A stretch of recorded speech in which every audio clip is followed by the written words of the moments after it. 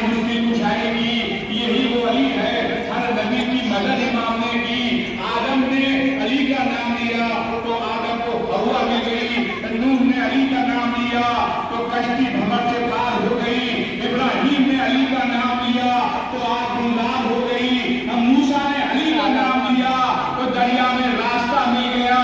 और जब आखिरी नबी ने सरकारे दो आलम ने अली का तो अलियौमा अकमलतु लकुम दीनकुम की सनद दी गई।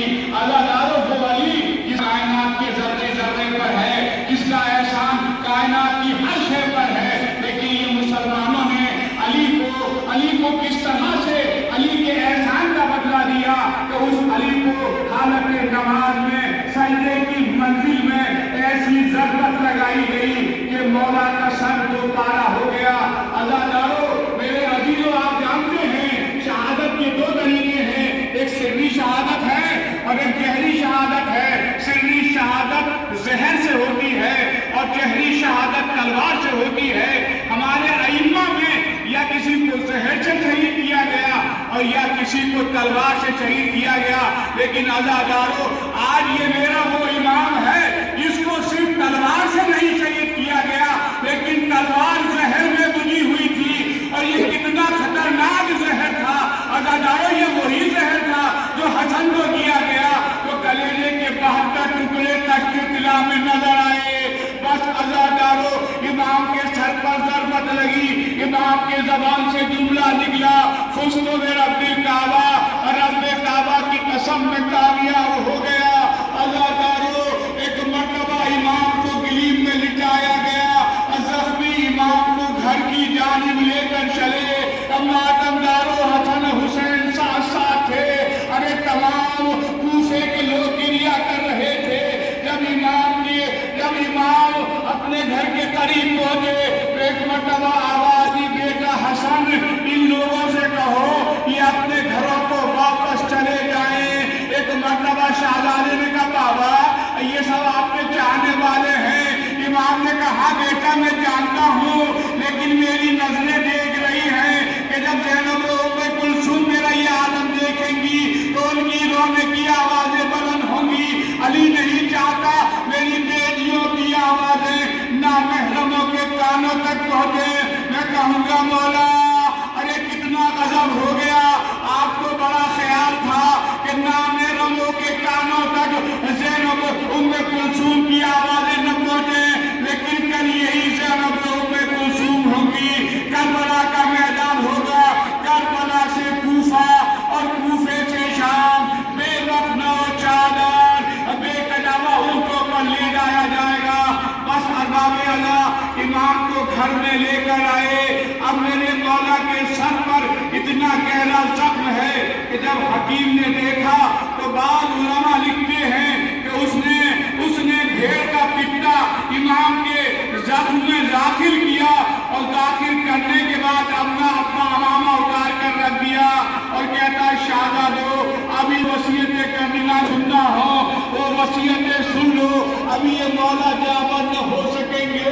बस अज़ादारों, यही वो आज की तारीख है कि इमाम से मिलने वाले कभी जिन्नात आ रहे थे, कभी इंसान आ रहे थे, कभी इमाम के चाहने वाले आ रहे थे।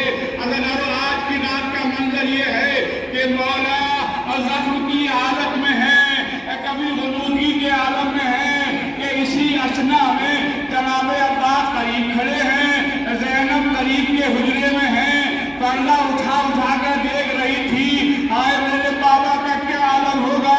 बार बार सवाल करती थी, भैया अब्बास मेरा बाबा बच तो जाएगा, ए मेरे शेर मेरे बाबा बच तो जाएंगे। एक मर्तबा ज़ैनब ने कहा, अब्बास अगर इजाजत हो तो मैं बाबा के करीब आ जाऊं। लो अज़ादारों, बस आखिरी जुमले हैं। एक मर्तबा जनाबे अब्बास ने कहा, बहन आ जाओ।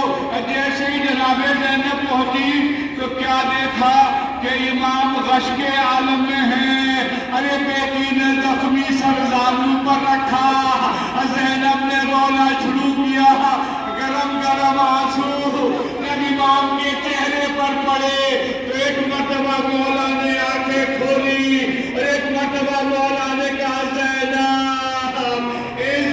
तुम गिरिया कर रही हो। बस अज़ादारों, एक مرتبہ شہزادی نے کہا اے بابا میں یہ کیا منظر دیکھ رہی ہوں، ارے بابا آپ تو ہم سے باتیں کیا کرتے تھے، بابا مجھ سے کچھ باتیں کر لیجیے۔ پر جیسے ہی زینب نے کہا اولاد والوں تصور شرط ہے، اگر گھر میں بھائی موجود تھے، امام حسن ہیں، امام حسین ہیں، جناب عباس ہیں، ایک مرتبہ مولا علی نے کہا اے میری بیٹی زینب مجھے گھر کے صحن میں ذرا چل کر دکھا دے۔ لو عزادارو امام نے فرمائش کی زینب گھر کے صحن میں چل کر دکھا دے۔ عزادارو زینب بردے کے حصار میں چلی، ارے بردے کا حصار ہے، گھر کی چہار دیواری ہے، گھر میں بھائی موجود ہیں، زینب چل رہی تھی لیکن جگہ جگہ زینب کے قدم کبھی آگے بڑھتے تھے کبھی پیچھے ہٹتے تھے۔ علی کی آنکھوں میں آنسو آ گئے، علی نے بچوں کو قریب بلایا، اے میرے بیٹا حسن حسین دیکھو، عباس دیکھو، یہ میری وہ بیٹی ہے جو گھر کی چہار دیواری میں پردے کے حصار میں ارے بھائیوں کے درمیان بھی چلنے میں اس کو حجاب اور شرم مانے ہے، لیکن ہائے کل وہ دن آنے والا ہے جب یہی زینب ہوگی، شام اور کوفے کا بازار ہوگا، زینب بے مقدہ و چادر، ارے جس کی ماں کا جنازہ رات کی تاریکی میں برآمد ہو، اس زینب کو روز روشن میں کبھی کوفے کا بازار کبھی شام کا بازار۔ بس عزادارو ابھی یہ امام گفتگو کر رہے تھے، امام کے قریب شہزادہ حسن بھی ہے، شہزادہ حسین بھی ہے، اور اب تاریخ کہتی ہے امام جو تھے امام حسین کو قریب بلاتے تھے، اور جب حسین قریب آتے تھے تو مولا علی حسین کی داڑھی کا بوسہ لیتے تھے۔ بار بار کچھ دیر کے بعد امام کا یہ عمل جاری تھا کہ مولا بار بار سر کو اٹھاتے تھے، حسین کو سینے سے لگاتے تھے اور حسین کی داڑھی کا بوسہ لیتے تھے۔ عزادارو آپ بھی سوال کر سکتے ہیں کہ یہاں پر حسن بھی موجود ہیں، یہاں پر عباس بھی موجود ہیں، لیکن امام نے کسی اور کی داڑھی کا بوسہ نہیں لیا، بس بوسہ لیا تو حسین کا بوسہ لیا۔ ایک مرتبہ حسین نے اپنے ننھے ہاتھوں کو جوڑا، کہا بابا یہ بتا دیجئے آپ بار بار میری داڑھی چوم رہے ہیں، یہ میری داڑھی کا بوسہ کیوں لے رہے ہیں؟ اولاد والو امام کا جواب سنو، مولا فرماتے ہیں بیٹا حسین میں بھی ایک مرتبہ رسول کے قریب بیٹھا تھا، رسول نے میری داڑھی کے بوسے لیے، میں نے سوال کیا یا رسول اللہ میری داڑھی کا بوسہ کیوں لے رہے ہیں؟ تو سرکار نے فرمایا اے بیلے علی ایک دن وہ آئے گا کہ تیری داڑھی تیرے خون میں خضاب ہوگی۔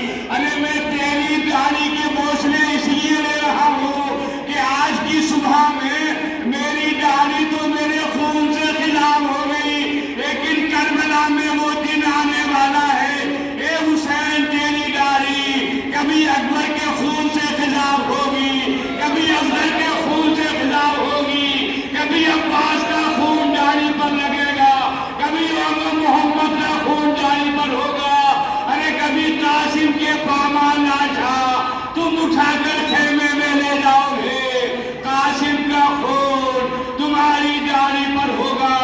بس ارباب اللہ آج سے امام نے وصیتیں کرنا شروع کر دی، امام حسن کو بارہا مولا وصیتیں کر رہے ہیں، بس ایک وصیت امام فرماتے ہیں بیٹا حسن اگر میں جامد ہو گیا تو پھر میں اختیار رکھتا ہوں کہ مجھے کیا کرنا ہے، لیکن اگر میں دنیا سے چلا گیا تو خیال رکھنا یہ جو میرا قاتل ہے اگر اس سے انتقام لینا تو صرف ایک ضربت لگانا، اور اس کے بعد فرماتے بیٹا حسن ارے رسول کی حدیث ہے کسی کے جسم کے اعضاء کو منقطع نہ کیا جائے، یہ بیٹوں کو حسن کو وصیتیں سنا رہے ہیں